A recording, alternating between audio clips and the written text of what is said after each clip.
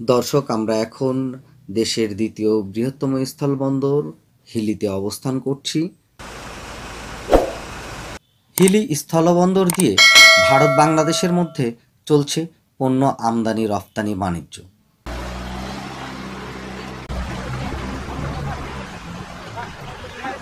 Corona পরিস্থিতির মধ্যে যতটা সম্ভব স্বাস্থ্যবিধি মেনে বন্দরের আমদানি রপ্তানি চালু রাখা হয়েছে। এভাবে প্রতিদিন বিপুল সংখ্যক ভারতীয় ট্রাক ভারতের বিভিন্ন রাজ্য থেকে আমদানিকৃত পণ্য নিয়ে হিলি স্থলবন্দর দিয়ে দেশে প্রবেশ করে।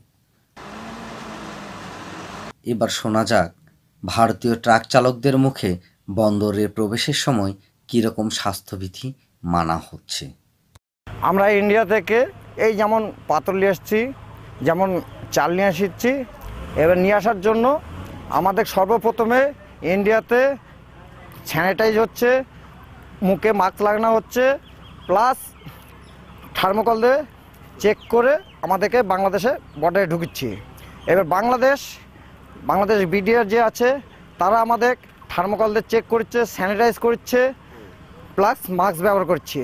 আমাদের এখানে গেট পাস যে আছে এই গেট পাস নিয়ে আমাদেরকে এখানে সম্পূর্ণ কাস্টম থেকে সব ক্লিয়ার দেওয়ার পরে পানামায় আমরা প্রবেশ করছি। পানামা প্রবেশ করার শুরুতে গেটের সামনে স্যানিটাইজ হচ্ছে, প্লাস আমাদের থার্মোকল দিয়ে চেক ইন হচ্ছে। চেক করার পরে তবে আমাদেরকে পানামায় প্রবেশ করছি। ভিউয়ার্স, এর আগে আমরা দেখেছি ভারতীয় প্রতি ট্রাকে একজন চালকের পাশাপাশি একজন খালাসি বা হেল্পার থাকত। করোনার কারণে এখন কোনো খালাসি বা হেল্পার ছাড়াই শুধু একজন ট্রাক চালক একাই পণ্য নিয়ে বাংলাদেশে প্রবেশ করছে। সাধারণত 2 থেকে 250 ট্রাক দেশে প্রবেশ করলেও করোনা সংক্রমণ বেড়ে যাওয়ায় প্রতিদিন 50 থেকে 60 ট্রাক পণ্য আমদানি করা হচ্ছে। আমরা ভারতীয় ট্রাক চালকদের সাথে কথা বলে জানতে পারি তাদের কাউকে করোনা টেস্ট করানো হয়নি, তবে ইতিমধ্যে কিছু কিছু ট্রাক চালক করোনার টিকা নিতে শুরু করেছে। টিকা দেওয়া আছে আমাদের। টিকা দিয়েছেন? হ্যাঁ। কতদিন আগে টিকা দিয়েছেন? এই তো 1 সপ্তাহ হয়নি। হ্যাঁ, করোনা টেস্ট করে এসেছি, ভ্যাকসিন লাগিয়ে এসেছি। টিকা দেওয়ার পরে এই কাগজটা দিচ্ছে। আচ্ছা, আপনার টিকার কার্ডটা কি আছে? না দাদা, আমরা তো জানি না যে এখানে লাগবে, আমার বাড়িতে আছে।